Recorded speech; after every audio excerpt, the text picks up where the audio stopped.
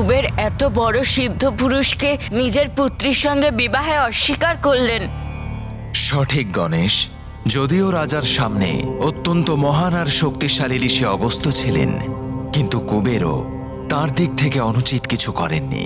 কেউ তার প্রাণের চেয়ে প্রিয় কন্যাকে একজন ঋষির হাতে কিভাবে সঁপে দিতে পারে? অদ্ভুত সৌন্দর্য সম্পন্ন কন্যার সাথে বিবাহ যে কোনো রাজকুমারের সাথে হতেই পারে, তাহলে তার বিবাহ আমি এরকম ঋষির সাথে কেন দেব? ওনার রূপের সাথে আমার কন্যার কোনো তুলনাই চলে না। আমি ওকে সব রকম সুখ এবং সুবিধে দিয়েছি। আমার রাজপ্রাসাদে যা আছে সবই ওরই। রেশমি বস্ত্র, অলংকার সবই ওর। ওকে কোথাও নিয়ে যাওয়ার জন্য সুন্দর রথ, কিন্তু আপনার সাথে ও যাত্রা কিভাবে করবে? নিজের পায়ে হেঁটে? আর আপনি ওকে খাওয়াবেন কি? ও থাকবে কোথায়? না,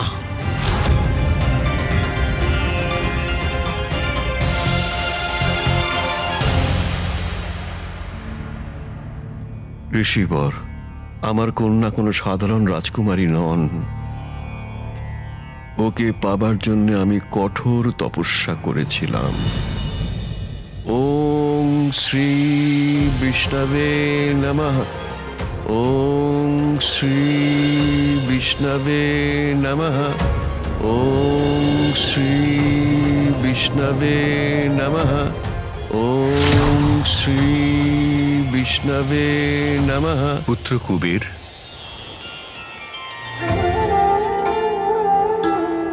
প্রভু, আমার প্রভু, আপনার ভক্তের স্তব শুনে আপনি এসেছেন প্রভু। হ্যাঁ পুত্র, অদ্ভুত তোমার ভক্তি। বলো, তোমার কি ইচ্ছা? প্রভু নারায়ণ, এই সংসারে যে কেউ কোনো কিছু চাইতে পারে। আপনি আমাকে না চেয়েও অনেক কিছু দিয়েছেন প্রভু। আরেকটু কৃপা যদি করেন, আমাকে সন্তান দিয়ে পিতা হবার সুখ একটু দিন প্রভু। তথাস্তু, তথাস্তু, তথাস্তু।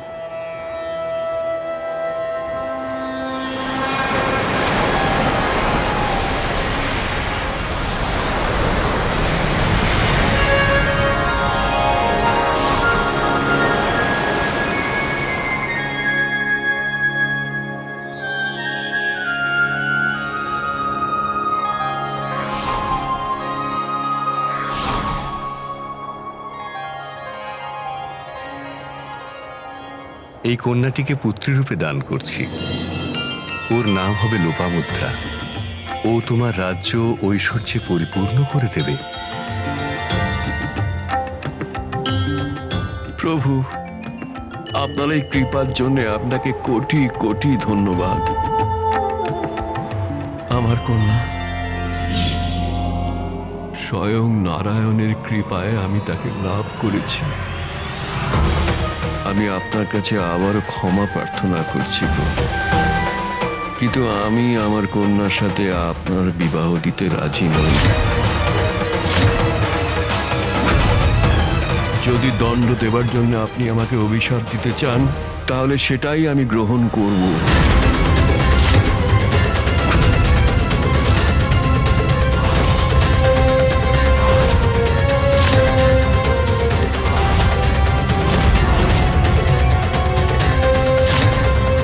রাগের মাথায় ঋষিবর পিতাশ্রীকে অভিশাপ না দিয়ে দেন।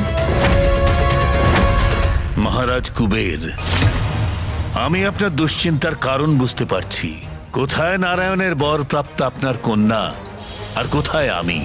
কিন্তু আপনি অর্ধসত্যই জানেন। যখন আমার পিতৃপুরুষেরা আপনার সঙ্গে দেখা করতে বলেছেন, তখন আমি আমার অন্তর্দৃষ্টির দ্বারা জ্ঞাত হয়েছি এটা তো প্রভু নারায়ণের দ্বারাই পূর্ব নির্ধারিত রয়েছে। যদি আপনার বিশ্বাস না হয়, আপনি আপনার কন্যাকেই জিজ্ঞেস করুন। লোপামুদ্রা, এটা ঋষিবর কি বলছেন?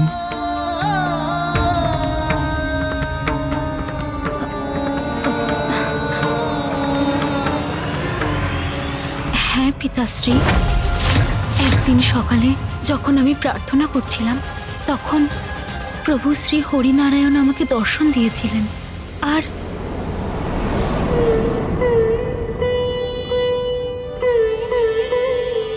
পুত্রী লোপামুদ্রা,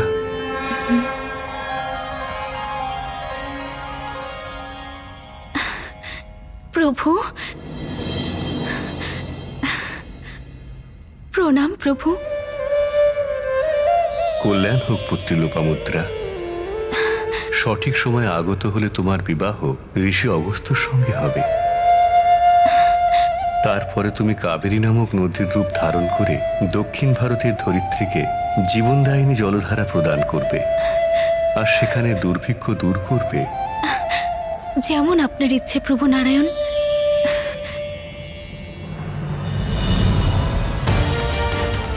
প্রভুর আজ্ঞা এটা, কিন্তু তবু আমার হৃদয় এটাকে কিছুতেই স্বীকৃতি দিচ্ছে না। আপনি সব রকম সংশয় ত্যাগ করুন পিতাশ্রী। ওনার রূপ নয়, ওনার গুণ দেখুন। সংসারে ওনার থেকে বড় জ্ঞানী আর তপস্যার শক্তি অধিকারী আর কেউ নেই। আমি জানি পিতাশ্রী, আপনি আমাকে কোনো রূপবান রাজপুত্রের সাথে বিবাহ দেওয়ার জন্য ইচ্ছুক, কিন্তু আমি তা চাই না।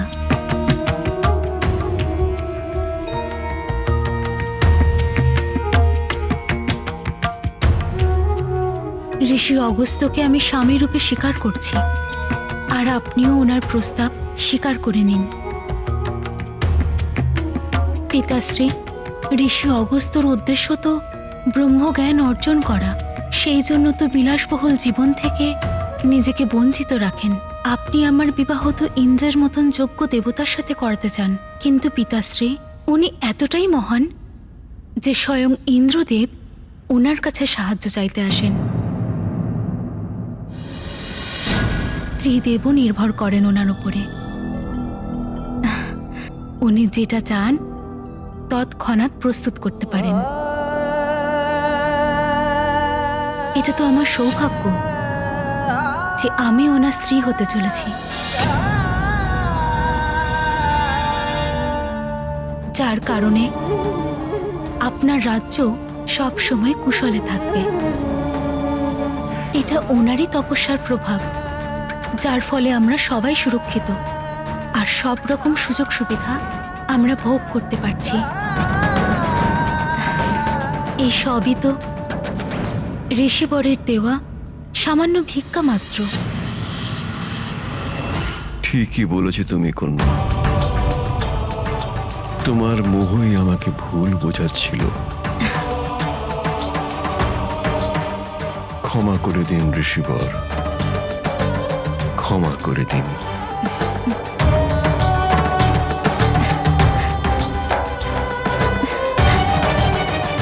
তোমার সৌভাগ্যই আমার ইচ্ছে কন্যা।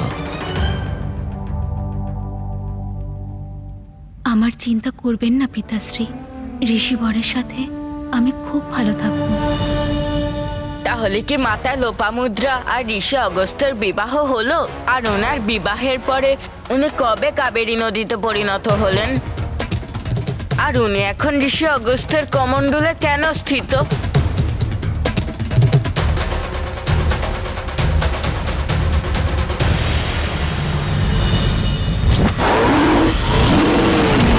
না না না, আমাকে মহাদেব অথবা ইন্দ্রদেবকে এই বিষয় বলতেই হবে, আর শান্ত হয়ে বসে থাকা উচিত নয়। হে মহাদেব, একটা সমস্যা হয়েছে, আপনাকে জানানো আবশ্যিক।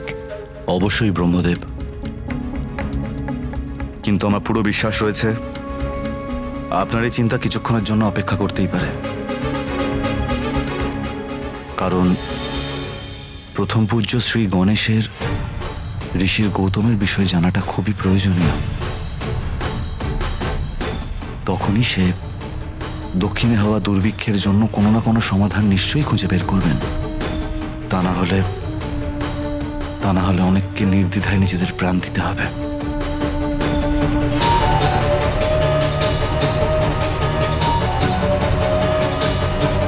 ইন্দ্রদেব ঠিকই বলেছেন, কিন্তু আমিও যে আশঙ্কাকে অনুভব করছি তাকে উপেক্ষা করে থাকা যায় না। ওই সমুদ্রে মহাদেবের ক্রোধাগ্নির যে প্রতিফলন ঘটছে, তার ফলে সেখানে কোনো ভয়ঙ্কর সংকটের সৃষ্টি হতে চলেছে। সৃষ্টির রক্ষার জন্য আমাদের এটা জানতে হবে যে সমুদ্রের গহ্বরে কিভাবে আর কি সংকটের সৃষ্টি হয়ে চলেছে।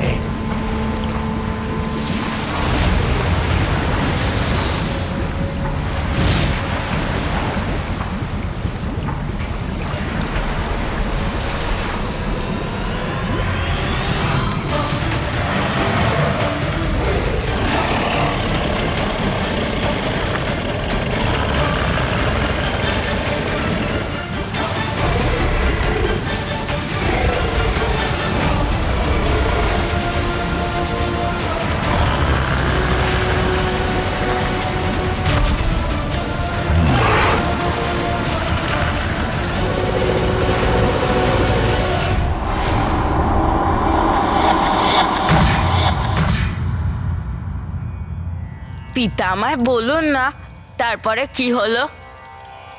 তারপর ঋষি অগস্ত্যের সাথে দেবী লোপামুদ্রার বিবাহ সম্পন্ন হল। তারপর তিনি স্বামীর সাথে এক নতুন জীবন শুরু করার জন্য প্রস্তুত হলেন।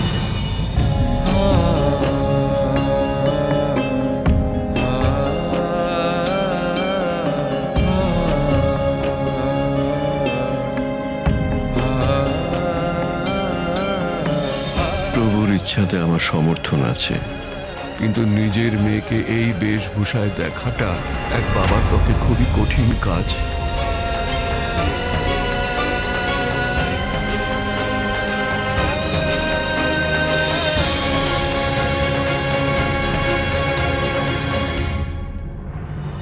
পিতাশ্রী, আমার এই নতুন জীবনকে সম্মানের সাথে স্বীকার করে নিয়েছি। আমাকে আশীর্বাদ করুন।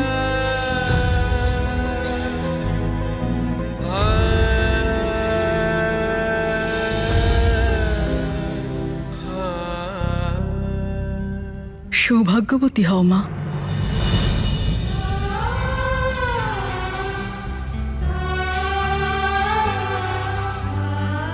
এবার আমাদের প্রস্থান করতে হবে স্বামী।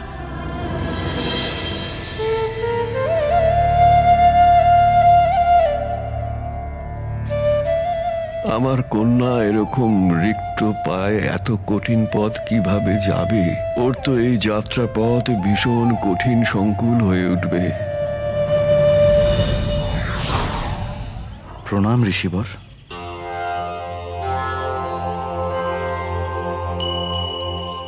ঋষিবর, আপনি আপনার পাগুলোকে কেন কষ্ট দিচ্ছেন? আপনার সেবার জন্য আমার বাহন ঐরাবত প্রস্তুত। আপনি ঐরাবতকে নিয়ে যান। ঐরাবত,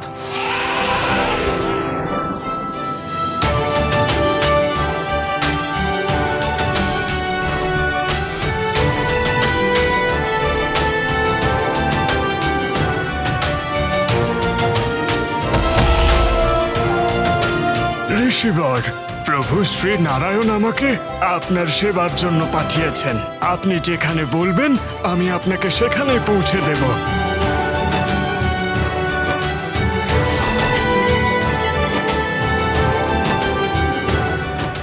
প্রণাম ঋষিবর। মা লোপামুদ্রা, আপনাকে সেবা করতে আমায় একটা সুযোগ দিন। যখন ঋষিবরের কাছে নিজের কোনো যানবাহন নেই, তখন সমস্ত দেবতা তাদের বাহনদের আমাদের কাছে পাঠাচ্ছে এদের নিয়ে যেতে। আমার কন্যার জন্য ঋষি অগস্ত্যর মতো এরকম সর্বোত্তম স্বামী কেউ আর হতে পারত না। Welcome to Bitan world. How may I assist you? নতুন ফ্ল্যাটের জন্য একটা স্ট্যান্ড ফ্যান আর কুলার নেব। এই পচা গরম থেকে একটু স্বস্তি চাই। বাজার চলতে সব ব্র্যান্ড আর ভরসাযোগ্য নয়। তার জন্য তো আমাদের ফ্যান আছে, all purpose bullet table fan, ceiling fan. আমাদের সিলিং ফ্যান কিন্তু 30 মাসের ওয়ারেন্টি সহ পাওয়া যায়। আছে ফারাটা 2 বছরের ওয়ারেন্টি, 17 থেকে 20 মিটার এয়ার ফ্লো। মধ্যবিত্তের সাধ্যের মধ্যে একমাত্র ভরসাযোগ্য ব্র্যান্ড বিটন। আমাদের কুলারের কিন্তু অনেক range, 45 litres, 50 litres, 70 litres, 90 litres, 110 litres. Honeycomb সহযোগে ব্রিটেনের সব কুলারের ওয়ারেন্টি 1 বছর। চেনা হাওয়ায় অচেনা অনুভূতির জন্য একমাত্র আদর্শ ব্রিটেন। গরমে স্বস্তি পেতে ব্রিটেনের ফ্যান হোক বা কুলার, আজই আনুন বাড়িতে। Britain, digitally years. আপনাদের সবাইকে অসংখ্য ধন্যবাদ, কিন্তু এখান থেকে আমরা পদব্রজেই যাব।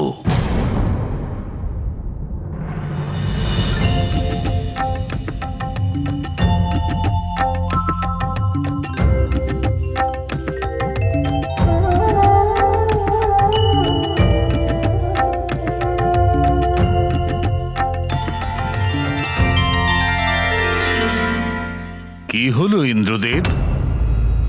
মনে হচ্ছে আপনি কিছু বলতে চাইছেন, কিন্তু বলতে পারছেন না।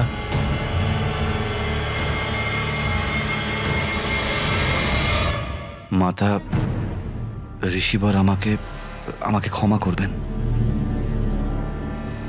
আপনাদের বিবাহ সবে সবে সম্পন্ন হয়েছে, সেই জন্য আমি আমার চিন্তা এবং ব্যথা আপনাদের কাছে বলতে দ্বিধাবোধ করছি। কিন্তু ঋষিবর, এটা অত্যন্ত আবশ্যক। বৃন্দাচল পর্বতের অহংকার দিন দিন বেড়েই চলেছে, আর এইটা আমাদের জন্য খুব বড় একটা বিপদের কারণ হতে চলেছে।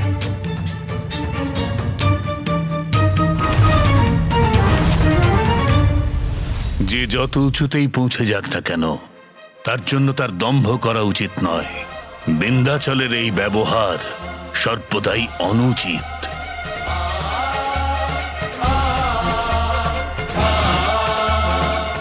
স্বামী অবশ্যই এই সমস্যার সমাধান করবেন, সবকিছু মঙ্গল হবে। ঋষিবর তো কিছু না বলেই চলে গেলেন। এবার আমি কি করব যাতে এই সমস্যার সমাধান হতে পারে? এই জন্যে তো আমিও অবাক হচ্ছিলাম যে ইন্দ্রদেবের কি উদ্দেশ্য ছিল এর পেছনে। কিন্তু এবার আমি বুঝতে পেরেছি, উনি ঋষি অগস্ত্যর কাছে সাহায্য প্রার্থনা করেছিলেন, আর এই জন্যই উনি সুযোগ পেয়ে ঋষি অগস্ত্য সেবার জন্য ঐরাবতকে তৎকালীন নিযুক্ত করেছিলেন। খুব ভালো দেবরাজ, যে কোনো কার্য করার আগে আপনিও বেশ ভালোই বুদ্ধির প্রয়োগ করেন।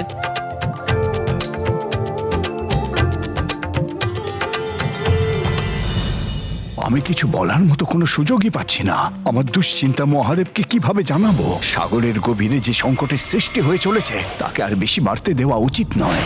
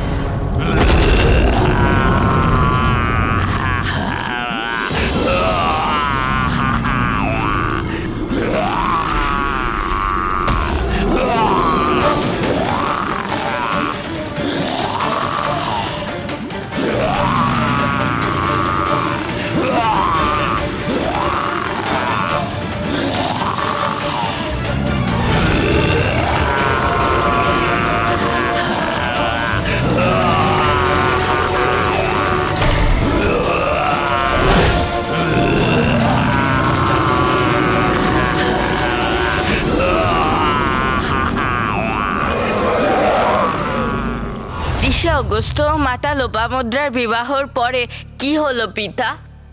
ঋষি অগস্ত্য একজন তপস্বীর জীবন যাপন করতেন। এই আকাশের নিচে কোথাও বিশ্রাম নিতেন, গাছের কন্দ, মূল, ফল ইত্যাদি আহার রূপে গ্রহণ করতেন। এরপর দেবী লোপামুদ্রাও তার স্বামীর সাথে নিষ্ঠা সহকারে সেই জীবনযাপন পালন করতে থাকলেন। রাজকন্যার সমস্ত সুখ সুবিধা দূরে সরিয়ে তার স্বামীর সাথে সেই জীবন মেনে নিলেন। কখনো ঋষিবরকে এটাও জিজ্ঞাসা করেননি যে উনি কোথায় নিয়ে যাচ্ছেন। কিন্তু যেতে যেতে একদিন ঋষি আর তার স্ত্রী ভারতবর্ষের পশ্চিম সীমার নিকটে পৌঁছে গেলেন। ইন্দ্রদেব ওনাদের পূর্বেই জানিয়েছিলেন যে বিন্ধ্যাচল পর্বতের কারণে ওখানে সমস্যা উৎপন্ন হয়েছে, কিন্তু ঋষিবর এটাও জানতেন না যে ওই সমস্যা এত প্রকট হয়ে যাবে। এমন কি সমস্যা উৎপন্ন হয়েছিল পিতা?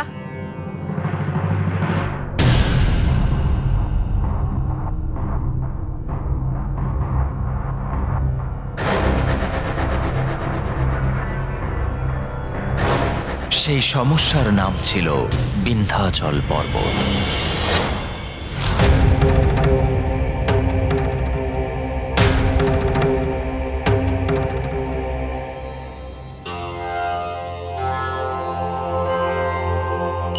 আমি সামনে একটা গ্রাম দেখতে পাচ্ছি। আমরা কিছুক্ষণ ওখানে বিশ্রাম করবার পর আবার রওনা হব। আপনার যেমন ইচ্ছে স্বামী।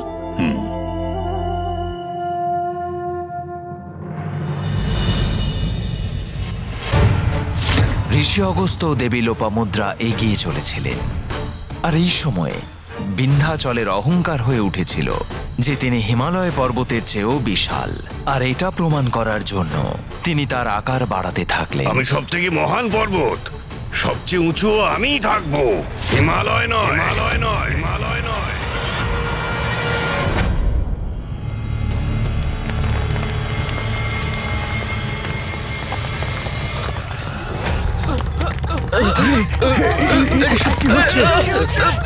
কি হচ্ছে?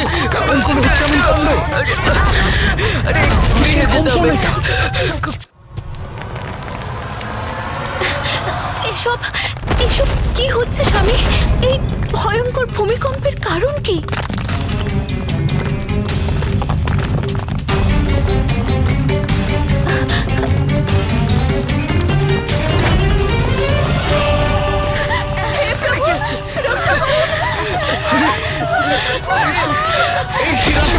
আমাদের নিবাস কেন ভাঙতে চলেছে? আমরা সংকটের মধ্যে আছি।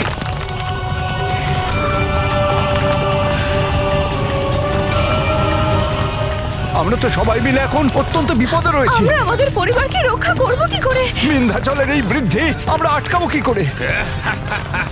পিতা, আমাদের রক্ষা করুন পিতা।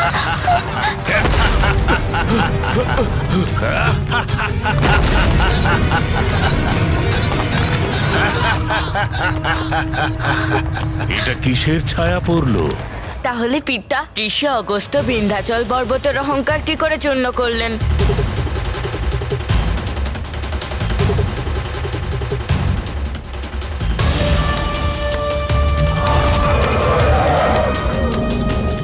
যদি আমি আরো অপেক্ষা করতে থাকি তাহলে সমুদ্রের ভেতর সৃষ্ট সংকট আরো বৃদ্ধি পাবে, আর সেই সংকটের সম্মুখীন তো মহাদেবকেই হতে হবে।